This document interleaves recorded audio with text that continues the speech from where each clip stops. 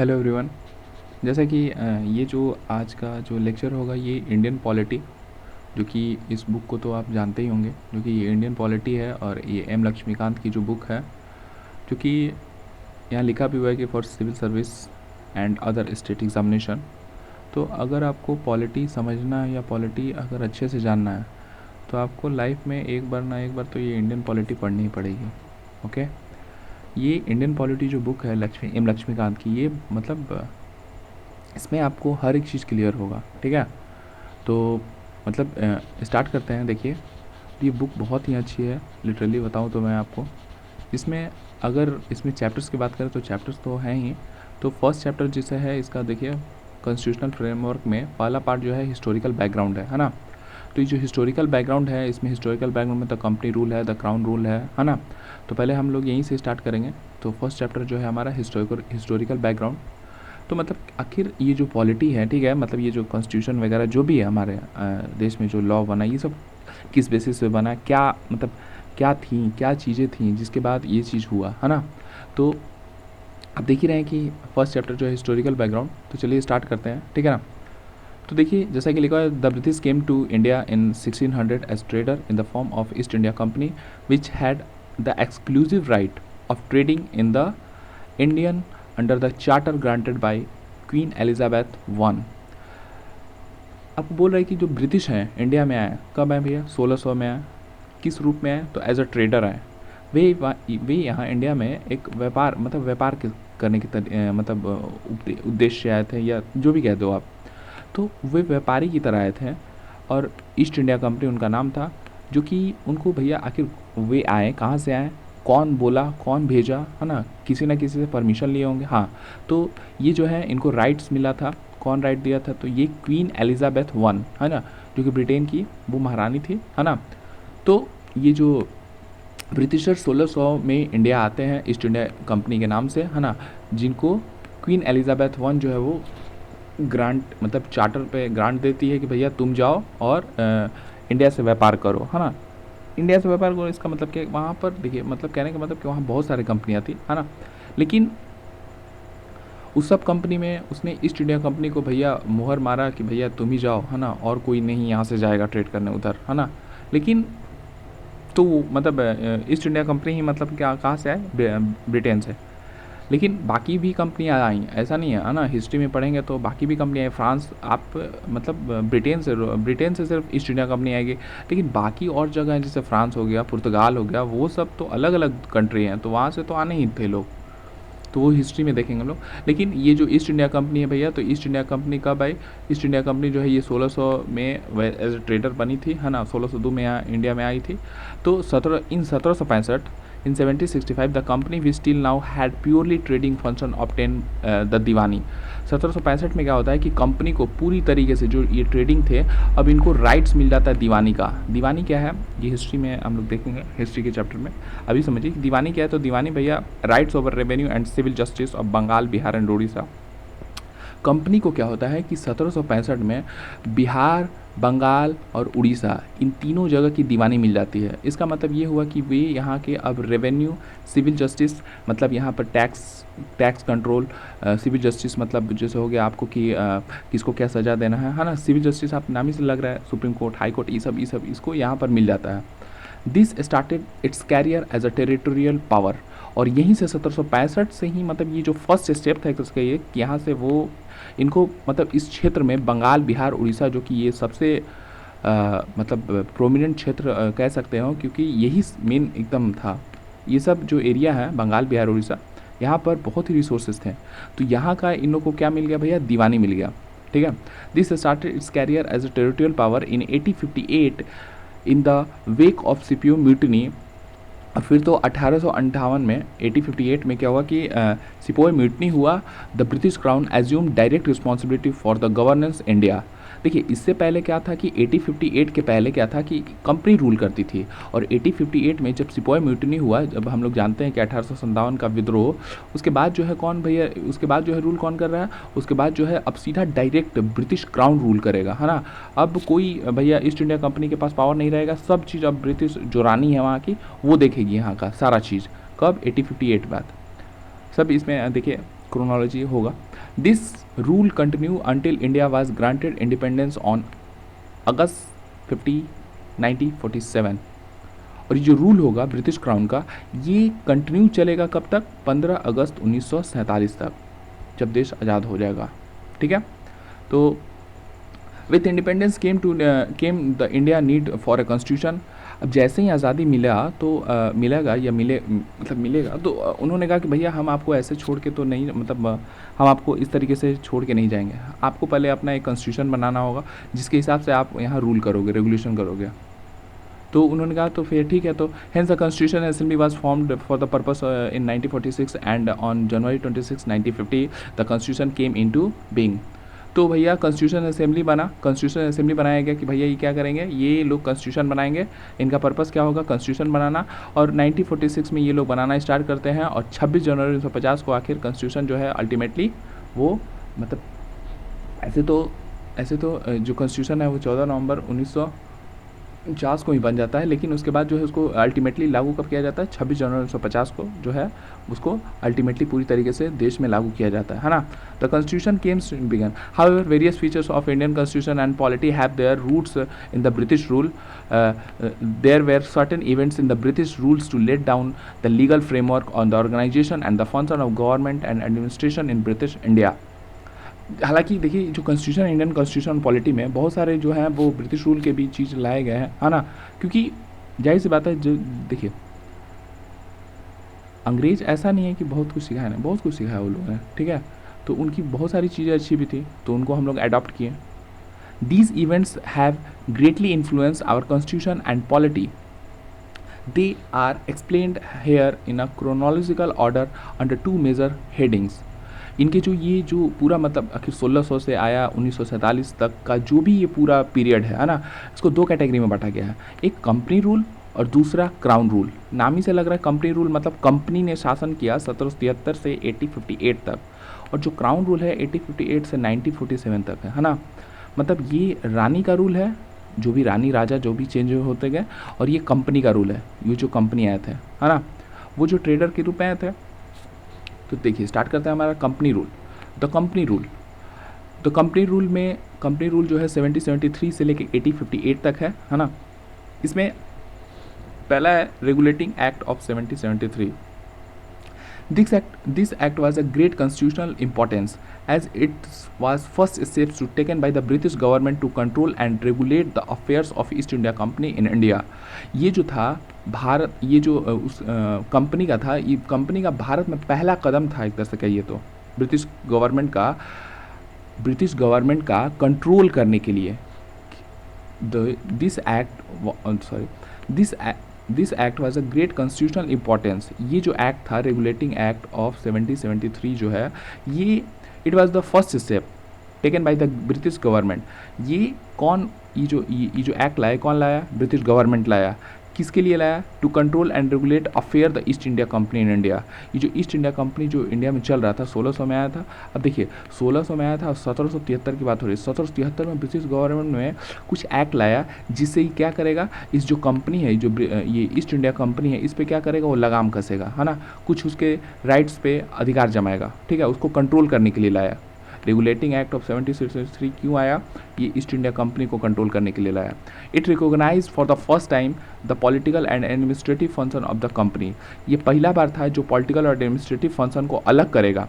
It led the foundation of central administration in India, और ये central administration के foundation को भी इंडिया में बनाएगा कि भैया कौन यहाँ का मतलब वो रूल करेगा अच्छे से, है ना। सेंट्रल एडमिनिस्ट्रेशन एक होगा, सेंट्रल एडमिनिस्ट्रेशन होगा जो कि जैसे अभी भी क्या है, दिल्ली में गवर्नमेंट है तो क्या सेंट्रल गवर्नमेंट है, पूरे भारत पे रूल करती है। The feature of this act was were as followers. ये जो रेगुलेटिंग एक्ट ऑफ 1773 उसके क्या फीचर्स हैं, तो देखिए it designated the governor of Bengal as governor general of Bengal. इसने क्या किया कि जो बंगाल का गवर्नर होता था पोस्ट, उसको गवर्नर जनरल ऑफ बंगाल बना दिया। And created an executive council of 4 member. और इसने क्या किया भैया, ये जो गवर्नर जनरल ऑफ बंगाल का पोस्ट बनाया और एक और भी एग्जीक्यूटिव काउंसिल बनाया 4 मेंबर का, टू असिस्ट हिम मतलब क्या, ये जो 4 मेंबर होंगे, 4 मेंबर ये क्या करेंगे, ये गवर्नर जनरल ऑफ जो बंगाल है इसको असिस्ट करेंगे, मतलब समझाएंगे इसको कुछ, मतलब असिस्ट मतलब समझ ही रहे हैं आप कि उसको बताना, उसको असिस्ट करना कि हाँ ऐसे ठीक है, ऐसे ठीक है। The first such governor general was Lord Warren Hasting. ये जो लॉर्ड वारन हेस्टिंग था, ये पहला गवर्नर जनरल ऑफ बंगाल था। तो पहला क्या हुआ कि भैया गवर्नर ऑफ बंगाल का जो पोस्ट है वो गवर्नर जनरल ऑफ बंगाल बना दिया गया, और इसके लिए 4 मेंबर बनाए गए, 4 मेंबर की एग्जीक्यूटिव काउंसिल बनाई गई। आप जानते हैं एग्जीक्यूटिव क्या होता है, लेजिस्लेटिव, एक्जीक्यूटिव, जुडिशरी अभी भी है। लेजिस्लेटिव कानून बनाता है, एक्जीक्यूटिव जो है उसको इम्प्लीमेंट करता है। तो ये तो है ही गवर्नर ऑफ बंगाल, और भी 4 मेंबर उसमें हैं भैया। ये लोग इसको मतलब क्या करेंगे, असिस्ट करेंगे, और फिर वो जो पूरे कोई भी चीज़ वो लागू हो जाएगा, है ना। तो पहले जो गवर्नर जनरल था वो कौन था, लॉर्ड वारन हेस्टिंग था। It made the governor of Bombay and Madras presidency. इसमें क्या है, it made the governors of Bombay and Madras presidency subordinate to the governor general of Bengal. क्या हुआ कि बॉम्बे और मद्रास प्रेसिडेंसी जो थे, प्रेसिडेंसी का मतलब क्या, प्रेसिडेंसी इज़ लाइक स्टेट। जैसे अभी क्या है, अभी जैसे दिल्ली, तो दिल्ली मेन है, उसके बाद जो भी बिहार है, यूपी है, ये सब क्या है, स्टेट है, जो कि किसके कंट्रोल में है, दिल्ली के कंट्रोल में है एक तरह से देखा जाए। तो उसी तरीके से उस टाइम जो बॉम्बे और मद्रास प्रेसिडेंसीज थी, वो अब गवर्नर जनरल ऑफ बंगाल यानी कि लॉर्ड वारन हेस्टिंग के अंदर कंट्रोल में रहेंगे। Unlike earlier when there 3 presidencies were independent of one another. जब ये पोस्ट नहीं आया था, ये रेगुलेटिंग एक्ट नहीं आया था, इससे पहले क्या थे, इससे पहले ये सब अलग अलग थे, मतलब इसका अपना पावर था, इसका अपना पावर था। लेकिन अब नहीं, अब जो है भैया गवर्नर जनरल ऑफ बंगाल के अंडर ही रहेंगे कौन, ये बॉम्बे एंड मद्रास, और गवर्नर जो कौन, लॉर्ड वारन हेस्टिंग। तीसरी बात क्या कही गई इस रेगुलेटिंग एक्ट के तहत कि it provided for the establishment of a supreme court at Calcutta. इसने क्या किया भैया, एक सुप्रीम कोर्ट बनाया जाएगा जो कि कलकत्ता में होगा 1774 में। उसमें 1 चीफ जस्टिस होंगे और 3 अदर जजेस होंगे, ठीक है। तीसरा, it prohibited the servant of the company from engaging in any private trade और एक्सेप्टिंग प्रेजेंट्स और ब्राइब फ्रॉम द नेटिव्स। भैया इन्होंने मना, इस मतलब एक्ट के तहत इन्होंने पूरी तरीके से मना कर दिया कि कंपनी अब किसी भी तरीके का कोई भी प्राइवेट ट्रेड नहीं करेगी। प्राइवेट ट्रेड मतलब ये नहीं कि यहाँ से सामान ले जाके चाइना में बेच दो, नहीं। दूसरी बात कि आपको कोई भी प्रेजेंट्स नहीं लेना है, ब्राइब्स, घूस वगैरह, मतलब आप बात समझिए, कंपनी जो थी यहाँ पर ये बहुत, इसमें लोग जॉब करने के लिए मरते थे। अगर देखा जाए तो यहाँ के जो ब्रिटिशर्स थे, वहाँ के से जो भी कंपनी में, यहाँ ईस्ट इंडिया कंपनी में लोग वहाँ के जो भी गए ब्रिटेन के जो लोग थे, वो मतलब अपने बाल बच्चों को इसमें एकदम चाहते थे कि भैया मेरा बेटा जो है वो ईस्ट इंडिया कंपनी में जाए और उसके थ्रू कहाँ जाए, इंडिया में जाए, क्योंकि इंडिया में बहुत ही क्या है, यहाँ पर बहुत ही पैसा लूट सकता है, पैसा ले सकता है ना, और बहुत ही मतलब बहुत पैसा कमा सकता है यहाँ पर, मतलब सैलरी तो अलग। उसके बाद ये सब जो प्रेजेंट्स हैं, ब्राइब्स हैं, है ना, ये सब बहुत ज़्यादा ईस्ट इंडिया कंपनी में थे। तो वही कह रहा है कि भैया मतलब आखिर जाहिर सी बात है, पता तो चलना ही था ही। वही चीज़ हुआ जब वहाँ ब्रिटिश क्राउन को पता चला कि भैया वहाँ जाके खूब पैसे ये लोग पूरा एकदम एकदम कहाँ से भाई इतना अमीर हो रहा है सब, तो ये सब, तो इसलिए उसने लगाम कसना स्टार्ट किया। तो पहला वही रेगुलेटिंग एक्ट 1774 है। तो इसमें ये भी कहा कि भैया कोई भी आपको गिफ्ट वगैरह ये सब नहीं लेना है, कोई भी घूस, कोई भी, ये सब एकदम पूरी तरीके से प्रोहिबिटेड कर दिया कंपनी के लिए। It extended the control of British government over the company by requiring the Court of Director, governing body of the company, to report on its revenue, civil and military affairs in India. इसने क्या किया, British, देखिए British government बहुत तेज, इसने it extended the control of British government over the company. British government जो है वो पूरी तरीके से और भी कंट्रोल करना चाहता है कंपनी पे। इसने क्या किया, by requiring the court of director. इसने कहा कि भैया कोर्ट ऑफ डायरेक्टर होगा। कोर्ट ऑफ डायरेक्टर क्या है सर, कोर्ट ऑफ डायरेक्टर एक तरह से कहिए तो ये ग्रुप ऑफ पीपल हैं जो कि कंपनी के हेड हैं सब, जो कि कहाँ बैठेंगे, लंदन में ही है सब, ऐसा नहीं कि इंडिया में बैठा हुआ है, ये सब लंदन में है। कोर्ट ऑफ डायरेक्टर, इसको कहा गया भैया ये गवर्निंग बॉडी ऑफ कंपनी है, कंपनी का गवर्निंग, कंपनी कैसे चल रहा है ये सब किसको पता है भैया, कोर्ट ऑफ डायरेक्टर को पता है। कहा कि भैया तुम मेरे को रिपोर्ट दो, टू रिपोर्ट ऑन इट्स, किस चीज़ के, रेवेन्यू पे, कि कितना वहाँ से रेवेन्यू तुम कलेक्ट कर रहे हो, सिविल पे कितने लोग हैं, मिलिट्री अफेयर्स क्या, मतलब वहाँ का जो मतलब इंडिया में कितने मतलब कौन कौन मिलिट्री चल रहा है, कौन पुलिस है, कौन क्या है, कितने हैं, सब चीज़ मांगा कौन, ब्रिटिश गवर्नमेंट। तो ब्रिटिश गवर्नमेंट क्या किया, कंट्रोल किया किस पे, कोर्ट ऑफ डायरेक्टर्स पे। कोर्ट ऑफ डायरेक्टर क्या है, तो कोर्ट ऑफ डायरेक्टर सर ये कंपनी के मतलब कंपनी जो है उसके चलाने वाले हैं, एकदम हेड, जो कि कहाँ बैठता है, लंदन में। जो कोर्ट ऑफ डायरेक्टर है ना, इसके पास बहुत ही ज़्यादा, मतलब आप सोच ही रहे हो कि कंपनी का हेड है ये सब, मतलब किसको अपॉइंट करना है कंपनी में, लोग इसी के पास जाते थे, अंग्रेज वहाँ पर जो भी है वहाँ के सिविलियंस, भाई नहीं मेरा बेटा का जॉब जो है ईस्ट इंडिया कंपनी में लगा दो, और वहाँ वो जाएगा कहाँ, इंडिया जाएगा। क्यों? क्योंकि इंडिया में बहुत पैसे थे। तो नेक्स्ट जो है अमेंडिंग एक्ट ऑफ 1781, ठीक है। तो अमेंडिंग अगला जो है चार्टर एक्ट ऑफ 1784 के बाद 1773 के बाद, सॉरी ये रेगुलेटिंग एक्ट ऑफ 1773 के बाद अब आएगा अमेंडिंग एक्ट ऑफ 1781। देखिए ये क्या है, in a bid of rectify to defects of regulating act of 1773 the British parliament passes the amending act of 1781 also known as the act of settlement.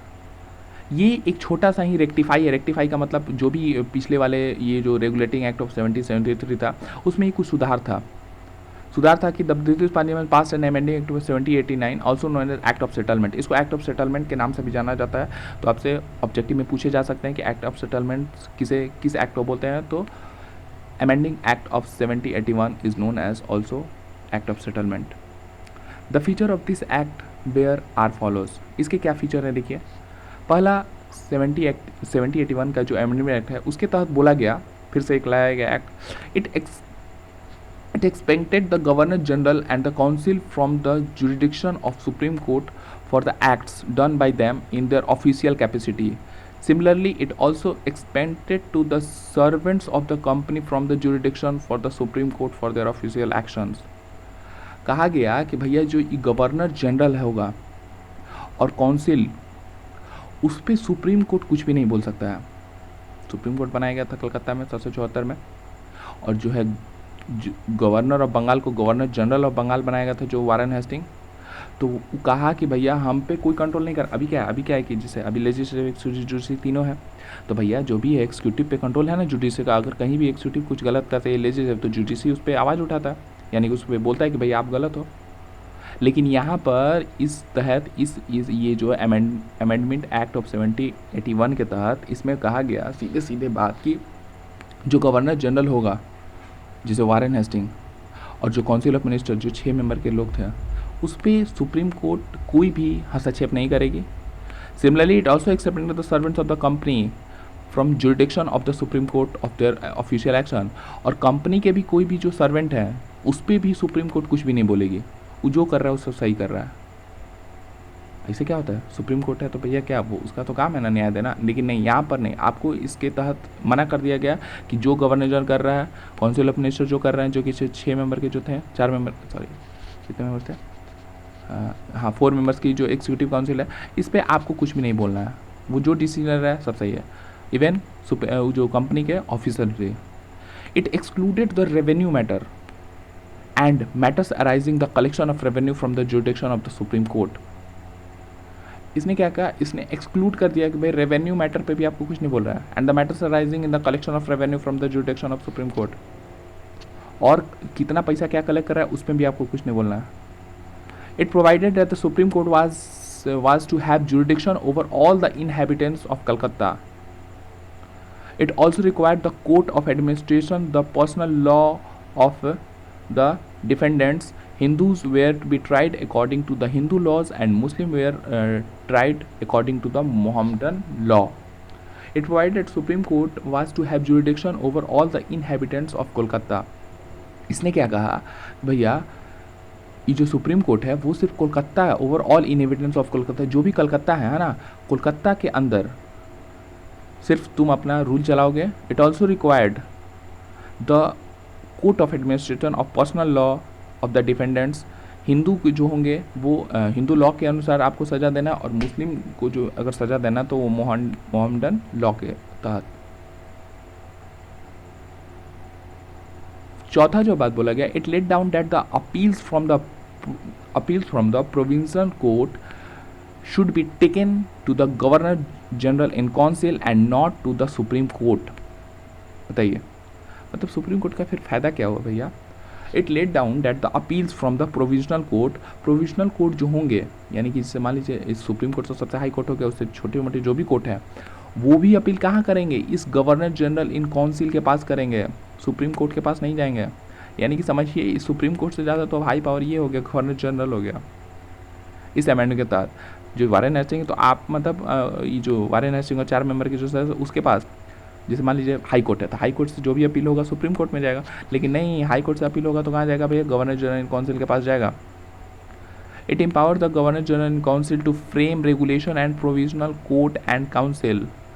इसने, इस एक्ट ने ये भी पावर दिया कि भैया जो गवर्नर जनरल होंगे और ये काउंसिल होंगे, ये फ्रेम कर सकते हैं प्रोविजनल कोर्ट को और काउंसिल्स को, जो भी छोटे मोटे जो नीचे कोर्ट हैं उसमें को भी फ्रेम करेगा, वहाँ भी कौन क्या रूल चलेगा, क्या रेगुलेशन चलेगा, ये कौन बताएगा भैया, तो गवर्नर जनरल इन काउंसिल बताएंगे। आप सोच रहे हो कितना फ़ायदा है, मतलब ये गवर्नर जनरल ना होके पूरे देश का प्रेसिडेंट एक तरह से देख लो तो आप प्रेसिडेंट क्या, प्रेसिडेंट के ऊपर है। अभी क्या, अभी के सब अलग है, लेजिस्लेटिव अलग है, एक्सिक्यूटिव अलग है, जुडिशरी अलग है, लेकिन यहाँ पर सारा पावर किसके पास है, गवर्नर जनरल इन काउंसिल के पास है, चाहे कोर्ट से रिलेटेड हो चाहे कुछ भी, मतलब छोटे मोटे कोर्ट भी हैं वो भी सीधे सुप्रीम कोर्ट में नहीं से भैया, सीधे गवर्नर जनरल इन काउंसिल के पास आओ आप। नेक्स्ट एक्ट आया उसके बाद, ये अमेंडमेंट एक्ट था। नेक्स्ट एक्ट आया पिट्स India act of 1784। पिट्स India act of 1784 ये जो है, ये जो एक्ट है आपको, the next important act was पिट्स India act of 1784। इसको पिट्स इंडिया एक्ट ऑफ 1784 जो है, देखिए इसको लाया कौन, तो ये जो है it was introduce in the British parliament by the then prime minister William Pitt. देखिए जब एक्ट लाया गया तो उस टाइम जो ब्रिटिश पार्लियामेंट के जो प्राइम मिनिस्टर थे वो विलियम पिट थे, तो उनके द्वारा ये एक्ट लाया गया इंडिया में, ठीक है। तो इस एक्ट के तहत क्या है देख लेते हैं हम लोग, एक मिनट, यस यस यस, हाँ, तो पिट्स इंडिया एक्ट कौन लाया 1784 में, उस टाइम जो वहाँ के विलियम पिट थे, है ना, तो वो उनके द्वारा ये एक्ट लाया गया था। The feature of this act was as follow, इसके फीचर क्या थे, तो it distinguish between the commercial and political function of the company. Pitt's India act के तहत क्या हुआ कि भैया इन्होंने कहा कि कमर्शियल यानी कि ट्रेडिंग और पॉलिटिकल फंक्शन कंपनी के दोनों को अलग अलग कर दिया जाएगा। अब तुम भैया सिर्फ व्यापार करते हो तो व्यापार करो, ये पॉलिटिकल फंक्शन तुमको नहीं करना है ना। इन्होंने क्या किया अलग अलग, इससे पहले क्या था कि भैया पिट्स ने दोनों काम वही देखता था, चाहे वो कमर्शियल ट्रेड करने का हो, चाहे पॉलिटिकल राइट, रेवेन्यू टैक्स कितना लेना है, किसको कहाँ पर के ज़मीन, मतलब हर एक चीज़ से रिलेटेड सारा चीज़ काम कौन करता था, कंपनी करता था। अब ऐसा कुछ नहीं होगा, अब दोनों को अलग अलग कर दिया जाएगा। It allowed the court of director to manage the commercial affair. इन्होंने क्या कहा पिट्स के थ्रू कि एक कोर्ट ऑफ डायरेक्टर होगा जो कि क्या करेगा भैया, कमर्शियल अफेयर को देखेगा, ट्रेड को देखेगा, जो कि कहाँ बैठेंगे सब, लंदन में बैठे हुए हैं। But created a new body called board of control to manage the political affair. और इन्होंने क्या किया कि भैया एक बोर्ड ऑफ कंट्रोल बनाया, किस लिए, पॉलिटिकल अफेयर को मैनेज करने के लिए। Thus it stabilise the system of double government.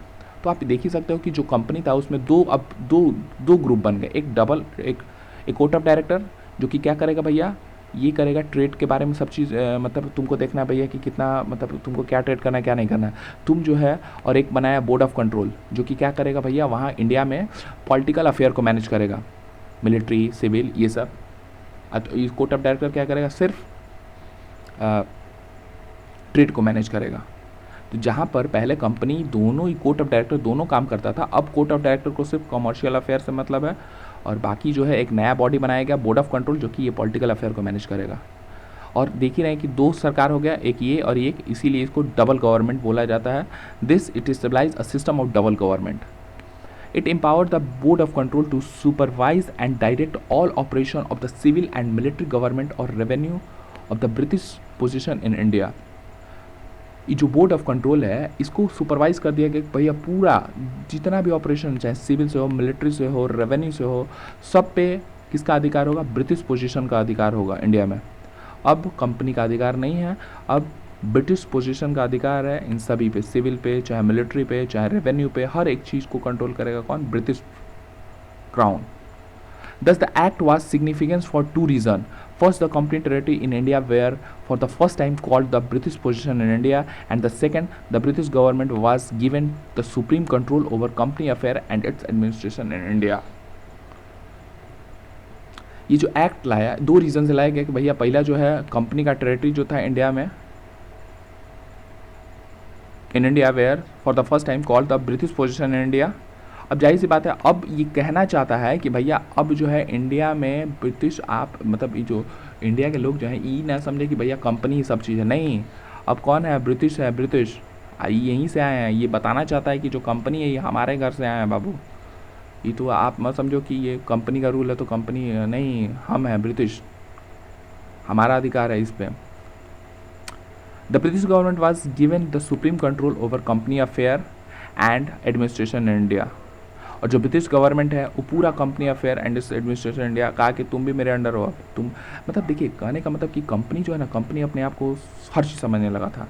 ऐसा होने वाला ही था कि कंपनी भी यहाँ से जाके टाटा, देखिए हुआ क्या था, आखिर ये सब कंट्रोल क्यों हुआ?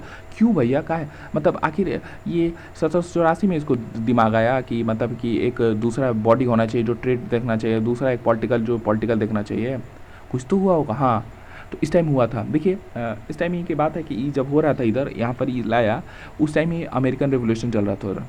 अमेरिकन रेवोल्यूशन जो है मतलब ये जो ब्रिटेन है और ये जो नॉर्थ अमेरिका, साउथ अमेरिका, तो अमेरिका में रिवोल्यूशन चल रहा था।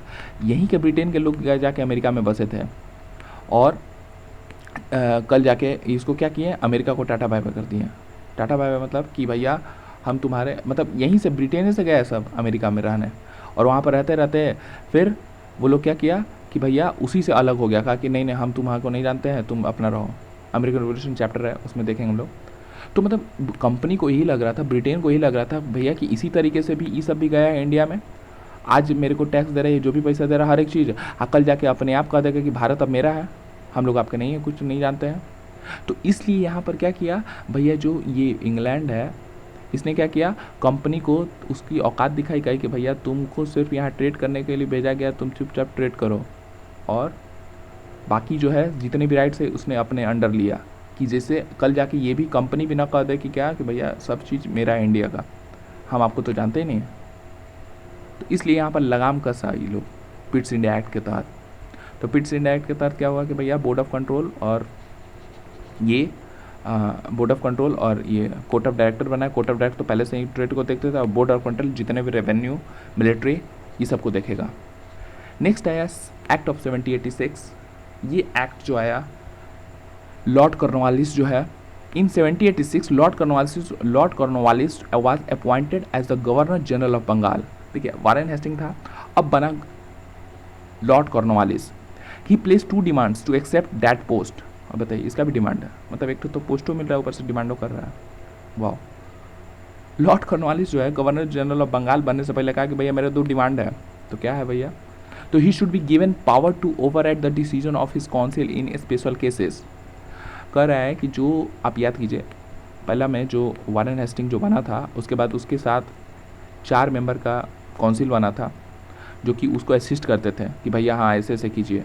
ये कह रहा है कि लॉर्ड कॉर्नवालिस कि हमको ऐसा पावर दीजिए कि हम ये 4 मेंबर का बात भी कभी कभी ना माने, यानी कि इसको वीटो पावर बोलते हैं। वीटो पावर मतलब वो 4 आदमी बोल रहा है कि नहीं मत कीजिए, इसका मन होगा तो कर देगा, कहेगा नहीं वो सब नहीं होगा तो होगा। तो यही कह रहा है कि हमको भैया पावर दीजिए ओवरराइड करने का डिसीजन का, किसका, काउंसिल का। स्पेशल केसेस में हम उसकी बात को ना मानेंगे और हम अपना बात चलाएंगे। तो कहा ठीक है। दूसरा, he would also be commander in chief according to the act of 1786 was intact both the provinces. ये क्या बोला कि एक तो वीटो पावर लेवे करेंगे और दूसरा कमांडर इन चीफ होंगे हम। कमांडर इन चीफ मतलब क्या, जहाँ ब्रिटिश देखिए इंडिया में ब्रिटिश जो आर्मी थी आई थी तो उसको कोई ना कोई हेड होगा ना। तो ये कह रहा है कि वो जो है हेड हम होंगे, एक हेड होंगे जो हम कहेंगे वही करेगा ये सब, पुलिस हो, आर्मी हो, जो भी हो। तो इसने 1786 में जो है जब लॉर्ड कॉर्नवालिस को गवर्नर जनरल बंगाल बनाया गया तो इसने 2 डिमांड रखा। पहला कि हमको भैया पावर दो, क्या कैसा पावर दो, वीटो पावर, कि हम भैया काउंसिल ऑफ जो है स्पेशल केस में इस काउंसिल को हम ओवरराइड करते और अपना रूल चलाएं, हम लोग का बात ना माने। और दूसरा कि हमको भैया कमांडर इन चीफ भी रहना है, हम मतलब जिस आर्मी को बोलेंगे जैसे करना है वैसे करना है, हमसे बिना पूछे कुछ नहीं कर सकता, या जो बोलेंगे वही करना होगा। आप समझ रहे हो, देख रहे हो, मतलब एक तो पोस्ट भी मिला गवर्नर जनरल ऑफ बंगाल का, उसमें भी 2 डिमांड मारा। अच्छा ठीक है, मतलब कहीं ना कहीं देख रहे हो ये जानता है कि हम कुछ गलत या कुछ भी या हो सके तो मतलब कॉन्फ्लिक्ट होता होगा, वो लोग नहीं करने देता होगा। तो ये देखा होगा कि भैया वारेन हेस्टिंग के टाइम ऐसा हुआ तो हम रहते तो हम ऐसा पावर रहेगा तो हम अपना मनमानी चला लेंगे ना, तो इसलिए ये डिमांड रखा था। अगला एक्ट है charter act of 1793. The feature of this act were as follows. It extended the overriding power given to Lord Cornwallis over his council to all future governor generals and governors of presidencies. वाह, देखिए Lord Cornwallis जो अभी ये मांगा था कि भैया हमको पावर दो डिसीजन को ओवरराइड करने का, उसको ये जो मतलब देखिए जाहिर सी बात है जब एक को मिला तो आगे को तो कहेगा ना कि भैया लॉर्ड कॉर्नवालिस के बाद जो भी आगे के जो भी आए होंगे गवर्नर जनरल, वो कहेगा ना कि उसको ये चीज़ दिया तो हमको नहीं देगा। तो वही चीज़ ये जो 1790 के तहत कहा गया कि भैया जो लॉर्ड कॉर्नवालिस को मिला था ओवरराइट पावर करने का कि भैया काउंसिल ऑफ मिनिस्टर का बात नहीं मानेगा, वो आगे के भी जो भी गवर्नर जनरल आएंगे उनको भी मिलेगा और गवर्नर्स ऑफ प्रेसिडेंसीज को भी ये राइट होगा। प्रेसिडेंसीज मतलब स्टेट, हम बताएं जिसे एकदम समझिए कि सेंट्रल गवर्नमेंट और स्टेट गवर्नमेंट। तो कह रहा है कि जो भी प्रेसिडेंसीज में जो गवर्नर हो जैसे मद्रास में बॉम्बे में, उन सबको भी ये राइट है कि भैया वो भी क्या काउंसिल ऑफ मिनिस्टर को जो भी उनके अंदर होंगे उनको ओवरराइड कर देंगे। तो अच्छा ही हुआ उसके चलते उस सबको भी मिल गया। It gave the governor general more powers and control over the government and subordinate presidencies of Bombay and Madras.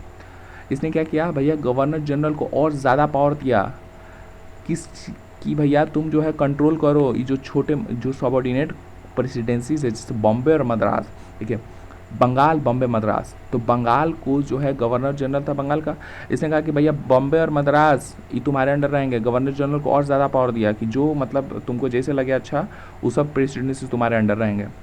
It extended the trade monopoly of the company in India for another period of 20 year.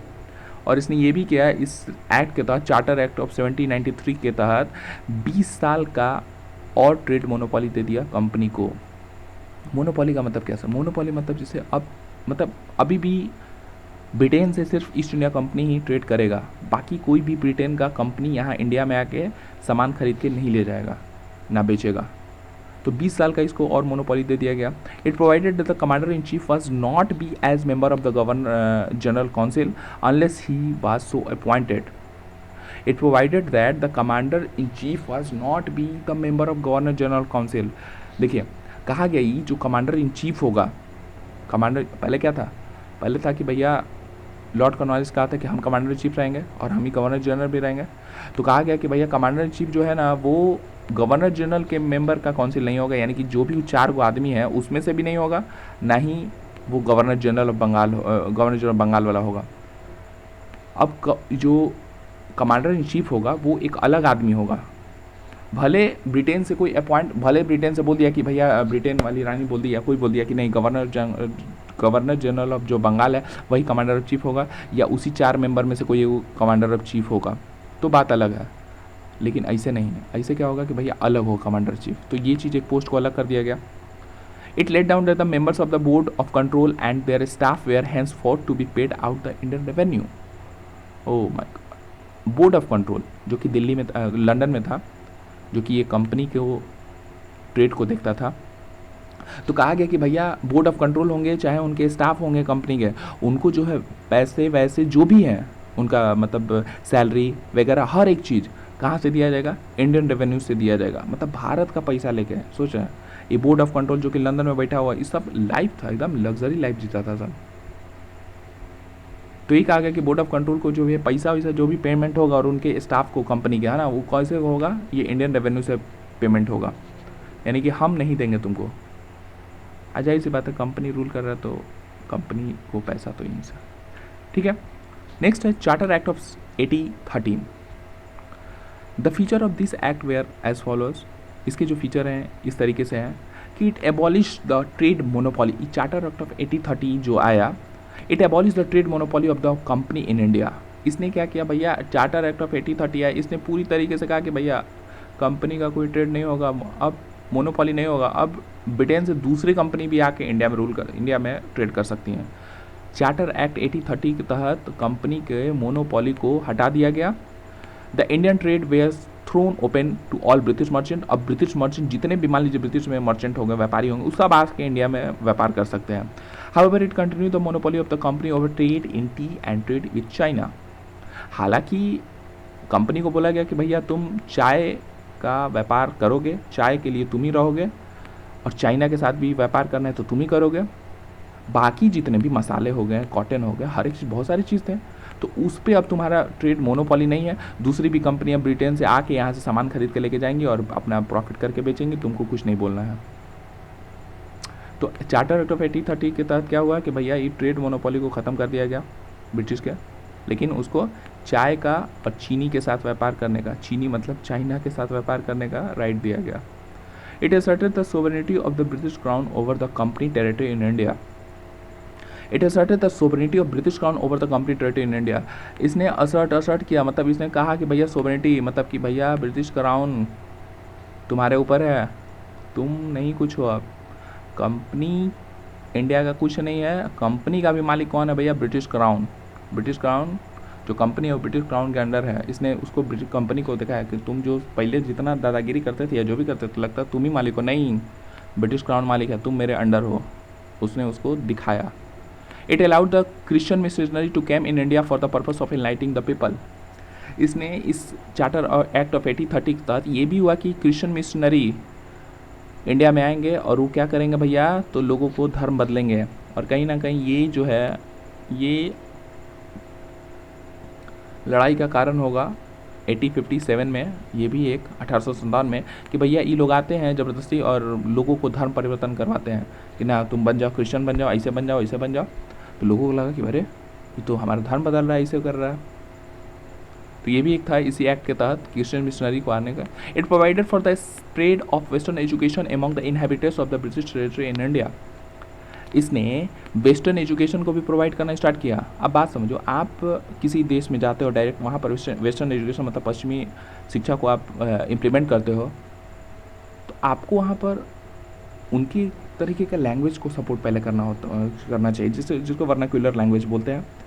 अब जैसे मान लें India में, तो India के language की तरह ना पहले उसको समझाना चाहिए था, फिर उसके बाद धीरे धीरे उसको पहले मतलब बदलना चाहिए था। ये सीधा वेस्टर्न एजुकेशन लाया लोग, साइंस वगैरह एकदम पूरा एकदम अपना भाषा, तो आपको लगेगा ना कि अरे क्या हो रहा है, क्या पढ़ाई हो रहा है, बिना मतलब कहीं समझ में नहीं आ रहा। तो उसको वेस्टर्न एजुकेशन को इम्प्लीमेंट किया, जो कि ये भी एक मतलब थोड़ा सा रीज़न था। It authorise the local government in India to impose taxes on person. हालांकि ये एक छोटी सी जैसे होता है ना बच्चे को फुसलाने के लिए, तो ये इसने ऑथराइज किया कि भाई लोकल गवर्नमेंट जो होंगे इंडिया में वो भी टैक्स इम्पोज कर सकते हैं लोगों पे। They could also punish the person for the not paying tax, और इवन जो पैसा नहीं देगा उसको तुम पनिशमेंट करो।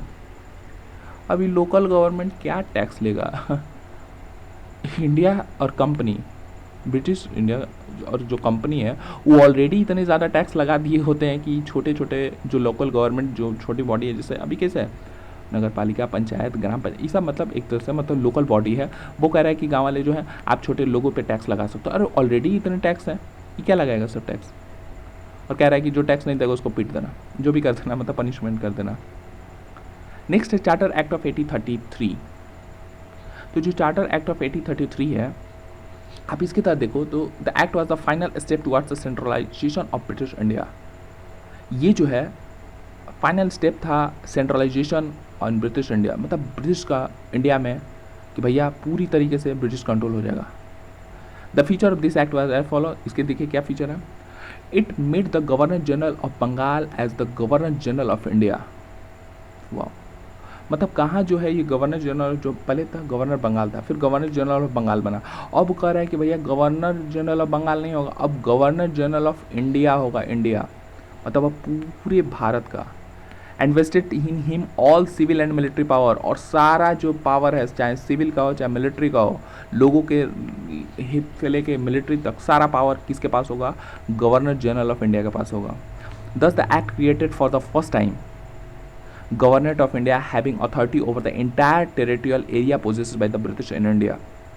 ये जो एक्ट था ये पहली बार था, और इसने मतलब जितना भी ये जो कंपनी या ब्रिटिश इंडिया के अंदर जितना भी ज़मीन मतलब जितना टेरिटरी था उस सब पे ये चीज़ लागू होगा। जो गवर्नर जनरल ऑफ इंडिया बोलेगा उस पूरे इस ब्रिटिश इंडिया के टेरिटरी पे लागू होगा। Lord William Bentinck was the first governor general of India, और जो लॉर्ड विलियम बेंटिक है ये पहला भारत का गवर्नर जनरल बना। आप समझ रहे हो पूरे देश पे, कहाँ अभी बंगाल, मद्रास और बॉम्बे पे रूल होता था, अब पूरे देश का है Lord William Bentinck. It deprived the governor of Bombay and Madras of their legislative power. The Governor General of India was given exclusive legislative power for the entire British India. इसने क्या किया, it deprived the governor of Bombay and Madras of their legislative. इसने बॉम्बे और मद्रास का जो भी legislative power है सब किसके अंडर होगा, अब इसके अंदर गवर्नर जनरल ऑफ इंडिया के अंदर। The governor of India was given exclusive legislative power. इसको पूरा पावर दे दिया भैया, तुम कानून बनाओ, पूरे इंटायर ब्रिटिश इंडिया के लिए तुम कानून बनाओ, चाहे बॉम्बे और मद्रास हो, सब तुम्हारे अंडर रहेगा, सब तुम उसके लिए कानून बनाओ। The law made under the previous act were called as regulation, while laws made under this act were called as act. कहा गया कि इस एक्ट के बाद, मतलब इस एक्ट के पहले जो चार्टर एक्ट ऑफ 1833 जो आज आया है, इससे पहले जो भी कानून बने थे उनको बोला गया रेगुलेशन, और आज के बाद जब ये एक्ट रेगुलेटिंग एक्ट 1833 के बाद उसके बाद जो भी कानून बनेंगे डेट इज कॉल्ड एक्ट। मतलब इस चार्टर एक्ट 1833 के पहले वाले जो भी कानून बने उसको रेगुलेशन बोला जाएगा, और जो इसके बाद वाले जो भी नए कानून बनेंगे उसको एक्ट बोला जाएगा। तो इसके बाद जो भी देखिए एक्ट एक्ट एक्ट आएगा। It ended the activities of East India company as a commercial body which becomes a purely administrative body. It provided that the company territory in India were held by in trust of His Majesty, his heirs and successors. इसने क्या किया कि east India Company को एकदम पूरा कहा, भैया तुम अब कोई भी कमर्शियल बॉडी नहीं, कोई व्यापारी नहीं है, तुम अब एक सिर्फ कंपनी हो जो कि किसके अंडर रहोगे, अपने मालिक के अंडर रहोगे। और मालिक कौन, ब्रिटिश ईस्ट इंडिया, ब्रिटेन, वहाँ की रानी या राजा जो भी है, और उनके जो भी हैं मर गया तो उसके बाद उसका जो भी आएंगे। तो कहा गया कि भैया it ended the activity of East India company, इसने पूरे ईस्ट इंडिया कंपनी की एक्टिविटी को एंड कर दिया। कमर्शियल बॉडी कुछ नहीं है, विच बिकम प्योरली एडमिनिस्ट्रेटिव बॉडी, और सिर्फ तुम एडमिनिस्ट्रेशन करोगे, जैसे हम बोलेंगे वैसे करोगे।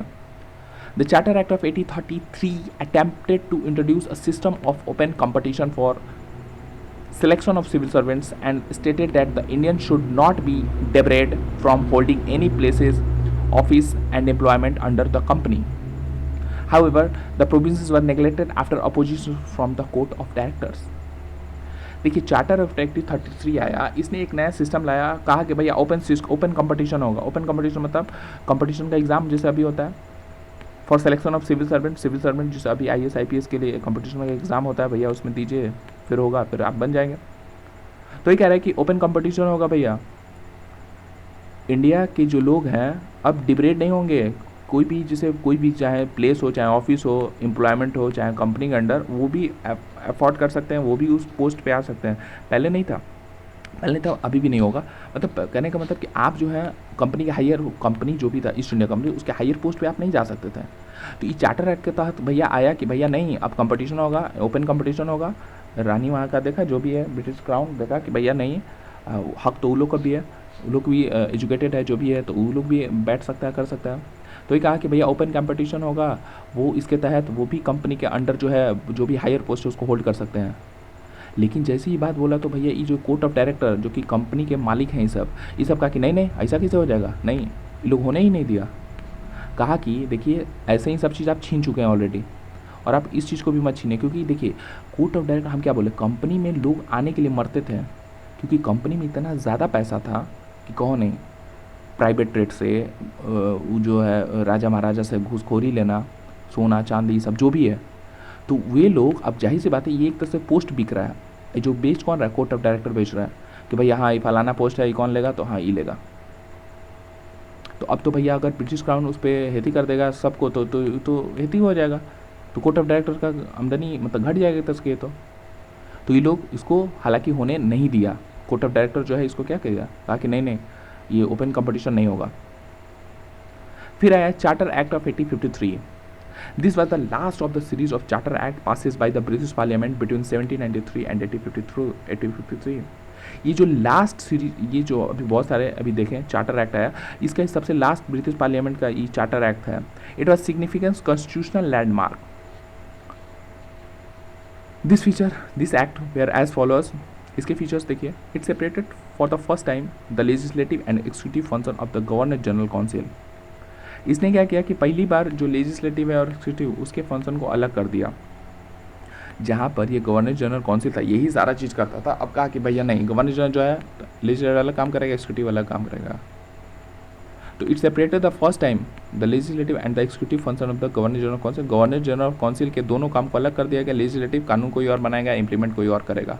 It provided for the addition of 6 new member called legislative council to the council. इसने क्या किया भैया, लेजिस्लेटिव काउंसिल बनाया जो 6 मेंबर के होंगे। देखिए पहले तो गवर्नर जनरल था ये काउंसिल, उसके बाद उसके 4 गो मेंबर था जो कि गवर्नर जनरल को सीट करते थे। अब कहा कि भैया 6 गो नया मेंबर होगा जो लेजिस्लेटिव काउंसिलर होगा to council.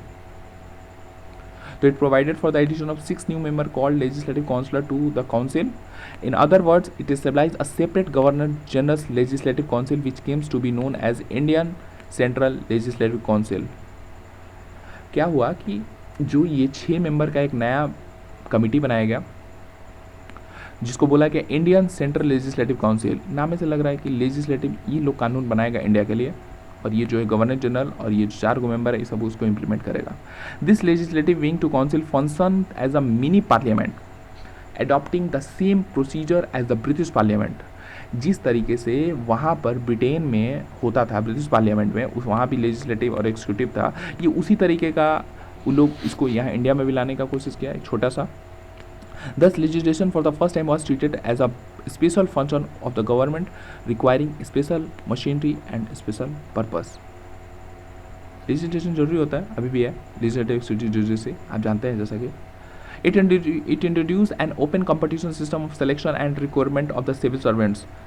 The covenanted civil service was the thrown open to the Indians also. Accordingly, the Macaulay Committee, the Committee of the Indian Civil Service, was appointed in 1854.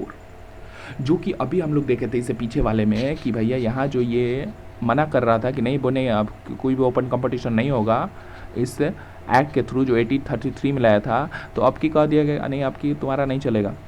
1853 में ये जो charter act आया इसके तहत बोला गया कि नहीं नहीं नहीं नहीं ये होगा, क्या होगा, ओपन कंपटीशन होगा और इसके तौर रिक्रूटमेंट होगा। तो इसने भैया ओपन कंपटीशन लाया सिलेक्शन के लिए, किसके लिए, सिविल सर्वेंट को, IAS IPS IFS ये सब बनेंगे। और ई जो है इंडियंस के लिए पूरी तरीके से ओपन रहा कि भैया जो भी एलिजिबल है पढ़ाई लिखा मतलब जो भी है जिसके पास वो भी बन जाएगा। और ये किसके तहत हुआ, मैकाले कमेटी के द्वारा। मैकाले कमेटी जो है वो the committee on the Indian service service, इसी को भैया सौंपा गया कि मैकाले कमेटी जो है वो वाज अपॉइंटेड इन 1854 और इसको कहा गया कि भाई तुम ही जो है वो रिक्रूट करोगे, ठीक है, कंपटीशन वगैरह जो भी है करवाओगे और लोगों को रिक्रूट करोगे इसमें।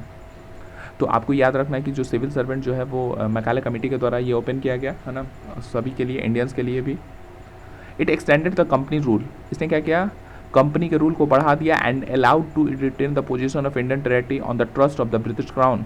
और कहा कि भैया ठीक है हम तुम्हारे रूल को तो बढ़ा रहे हैं, तुम यहाँ रहो लेकिन तुम याद रखना कि तुम ब्रिटिश क्राउन के अंडर हो। But it did not specify any particular period, और ये नहीं कहा गया कि भाई तुम्हारे रूल को बढ़ा रहे हैं, जैसे पिछले में क्या था कि 20 साल के लिए बढ़ा रहा था, अब की कहा कि नहीं ऐसा कोई टाइम नहीं दे रहे हैं, तुम हो लेकिन कब हट जाओगे कोई ठीक नहीं है। Unlike the previous charter की तरह, this was a clear indication that the company rule could be terminated at any time the parliament liked. जाहिर सी बात है, देखिए 1854 आया है, समय दिख रहा है, मतलब एकदम ये पूरा इंडिकेशन था कि भैया तुम अभी हो लेकिन कब तक हो तुमको भी नहीं पता है, ना हम ही को पता है, हमको जब मन करेगा तुमको हटा देंगे। वही लिख रहा है, कौन हटाएगा, ब्रिटिश क्राउन हटाएगा, किसको हटाएगा, कंपनी को, कभी भी हटा सकता है। It introduce for the first time local representation in the Indian Legislative Council. It introduced for the first time local representation in Indian Legislative Council of the 6 new legislative member of the Governor General Council. 4 members were appointed by the local government of Madras, Bombay, Bengal and Agra. पहली दफ़ा ये किया गया कि भैया local representation भी लाइए। ये जो इंडियन लेजिस्लेटिव काउंसिल जो बना है, जो कि कानून बना रहा है इंडिया का पूरे, जिसमें से 6 मेंबर जो हैं चुनने वाले हैं, 6 मेंबर जो होंगे, 6 न्यू मेंबर होंगे लेजिस्लेटिव गवर्नर जनरल काउंसिल में। उसमें से आप क्या कीजिए कि 4 जो मेंबर हैं वो अपॉइंट कीजिए लोकल, मद्रास से, बॉम्बे से, बंगाल से और आगरा से। 4 यहाँ से और 2 जो है आप अंग्रेज को डाल लीजिए, क्योंकि जाहिर सी बात है मद्रास पे आप रूल, मद्रास के लिए कानून बनाएंगे, बॉम्बे के लिए बनाएंगे, बंगाल के लिए बनाएंगे, आगरा के लिए बनाएंगे, तो हर जगह से वो आदमी ले लीजिए, तो उसको भी लगेगा कि नहीं भैया हाँ मेरा मतलब मेरे प्रेसिडेंसी में कुछ रूल हुआ तो हम भी थे उसमें, हर चीज़। तो जो ये 6 मेंबर का इंडियन लेजिस्लेटिव काउंसिल बनाया गया, उसमें से कहा गया कि भाई 4 मेंबर जो हैं वो अपॉइंट होंगे लोकल प्रोविजनल गवर्नमेंट से, मद्रास, बम्बे, बंगाल और आगरा से, और टोटल मिला के 6। तो यहाँ पर ये जो बात है ख़त्म होता है। अगली वीडियो में हम लोग क्राउन रूल स्टार्ट करेंगे, ठीक है। आई होप कि अगर आपको ये वीडियो बहुत ही अच्छा मतलब समझ में आया होगा, मैंने जो भी आपको पढ़ाया, ठीक है। अगर अच्छा लगे तो प्लीज़ इसे थोड़ा सपोर्ट करें। इसके बाद मैं और भी इसके आगे के लेक्चर्स बनाऊंगा, ठीक है। Okay, thank you.